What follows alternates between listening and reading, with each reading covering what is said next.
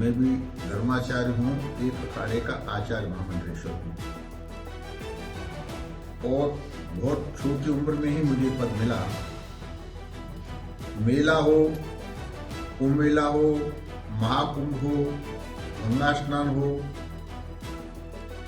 जहाँ पर भारी भरकम भीड़ होती है, तो ये प्रशासन की जिम्मेदारी होती है कि सही सलामत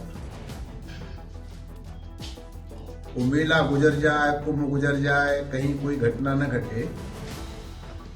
क्योंकि कोई घटना घटती है तो आप ये लेकर के सीधे फिर प्रशासन पर और सरकार पर हावी हो जाते हैं। तो पूज्य शंकराचार्य जहां तक गए, उनकी पालकी को जहां पुलिस ने रोका, वहां अभद्रता नहीं करनी चाहिए प्रशासन के साथ, वहीं रोकना चाहिए, वहां से आगे पैदल पैदल जाना चाहिए।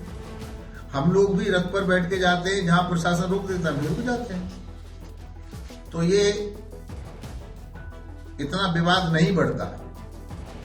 और मैं शंकराचार्य जी का सम्मान करता हूं, पर कई बार उनके विचारों को सुन के लगता है कि वो संत से ज्यादा राजनेता हैं, वो मुझसे भी ज्यादा बोलते हैं और सरकार पर हमलावर रहते हैं।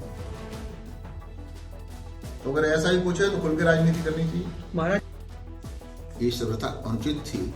चींटी भी दबती है तो काटती है, तो उस धक्का मुक्की में फिर पुलिस को अपनी कार्रवाई करनी पड़ी होगी, परंतु फिर भी इस मामले को जल्दी से जल्दी निपटाना चाहिए।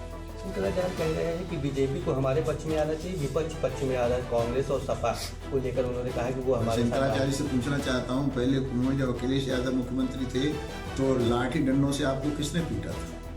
मैं शंकराचार्य से पूछना चाहता हूँ, अयोध्या में राम मंदिर की लड़ाई लड़ने के लिए हम जा रहे थे तो राम भक्तों संत महात्माओं की छातियों गोलियों से छलनी किसने किया था?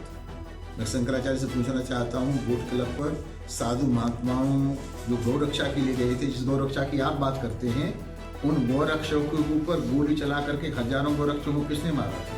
और आज आप उन्हीं के साथ खड़े हुए हैं, वे शंकराचार्य कहला रहे हैं। और आपका ये पद तो सदा से ही, आपके गुरुजी सदा उन्हें अमरी शंकराचार्य कहा जाता था। तो ये संत निष्पक्ष होता है, तो निष्पक्ष तरीके से आपको बात करनी चाहिए। वो भूल गए अखिलेश यादव की पुलिस के डंडों को, लाठियों को पूरी तरह से पीटा था और दोनों हाथ ऐसे उठा करके शंकराचार्य जी कह रहे थे, और मारो और मारो और मारो, कितना मारोगे, लो मारो मारो मारो। और आपने ऐसे दोषियों को क्षमा कर दिया।